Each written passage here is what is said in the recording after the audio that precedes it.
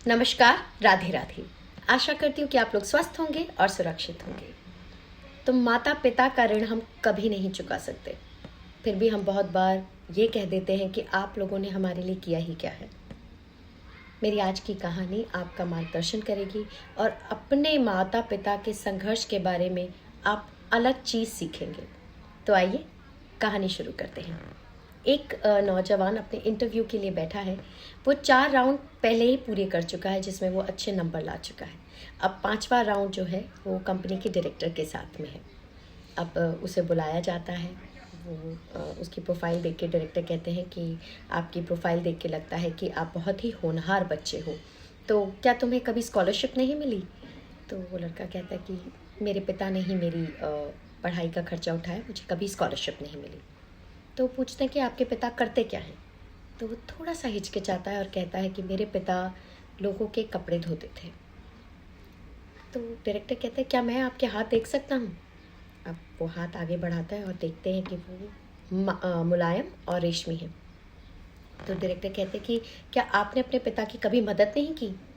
तो वो कहता है कि मेरे पिता चाहते थे कि मैं अपना सारा ध्यान पढ़ाई में ही लगाऊं और बहुत आगे बढ़ूं, अफसर बनूं। तो कहते हैं अच्छा, क्या मैं आपको एक चीज़ कहूं तो आप करेंगे? तो वो लड़का कहता है आदेश करें।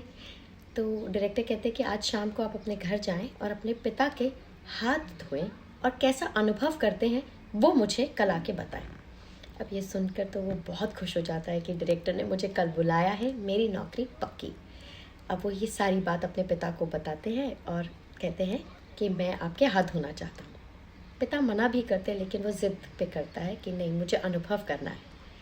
अब वो जैसे अपने पिता के हाथ धोने लगता है, उसे महसूस होता है कि उसके पिता के हाथ गल चुके हैं, बहुत सख्त हो चुके हैं, उनमें छाले पड़े हुए हैं और बहुत जगह से हाथ कटे हुए हैं। और जहाँ जहाँ वो पानी उस कटे हुए जगह पर जा रहा था, उसके पिता को तकलीफ़ हो रही थी, वो उनके चेहरे पे साफ दिख रही थी। अब वो ये सब देखकर रोने लग जाता है और उसको कुछ नहीं सूझता। वो अपने पिता के कपड़े जो बाकी बचे हैं वो लेता है और उन्हें धोने लगता है। उसके पिता मना भी करते हैं, लेकिन वो नहीं सुनता है और कपड़े धोने लग जाता है।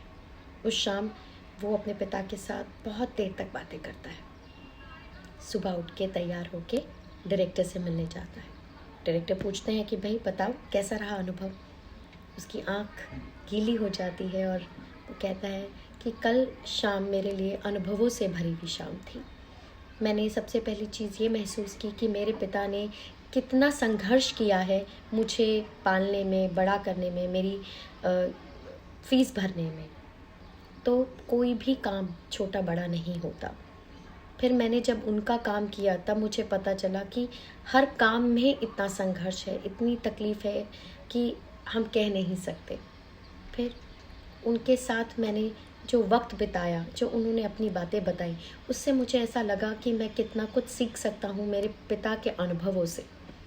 अब डायरेक्टर मुस्कुराते और कहते हैं कि हमें आप जैसे ही नौजवान की ज़रूरत थी, जो दूसरों की तकलीफ़ को अपनी तकलीफ़ समझे, जो किसी भी काम को छोटा बड़ा ना समझे और पैसों को तवज्जो इतनी ना दे। आपको नौकरी मुबारक हो। कहानी का ज्ञान हमें सिर्फ यही बताता है कि हम अपने बच्चों को अच्छी गाड़ी, घर, कपड़े, पैसे, मोबाइल, लैपटॉप सब कुछ दें, लेकिन हम उन्हें वो छोटी छोटी चीज़ें करने को ज़रूर कहें जो उन्हें ऐसा महसूस ना हो कि कोई भी काम छोटा या बड़ा है। उन्हें ये पता होना चाहिए कि हर चीज़ में संघर्ष है, हर किसी के काम में संघर्ष है। चाहे घास काटना हो, उसमें भी संघर्ष है। तो उससे हमारे बच्चों को ये पता लग जाएगा कि कोई भी काम छोटा बड़ा नहीं होता। मैंने इस कहानी से बहुत कुछ सीखा। ये चीज़ सीखी कि मैं अपने बच्चे को किस तरह से बड़ा करूं कि उसमें ये अंदर ये भावना कभी ना हो कि ये काम छोटा है और ये काम बड़ा है। अपने बच्चों को मैंने सोचा कि मैं जब वो रसोई में जाए तो उसको उसके अपने बर्तन धोने की आदत डलवाऊँ, या फिर अगर वो खाना बनाना चाहता है, खाना सीखना चाहता है, तो उसको ज़रूर प्रोत्साहन दूँ कि तुम्हें ज़रूर करना चाहिए, ना कि ये लड़कों का काम नहीं है या फिर ये बहुत छोटा काम है या इसके लिए हम कुक रख सकते हैं या हमारे पास में लोग हैं, नहीं। खैर, ये तो मेरी बात थी। आशा करती हूँ कि आपको ये कहानी अच्छी लगी होगी, और अच्छी लगी तो मुझे ज़रूर बताएं। धन्यवाद। जय हिंद।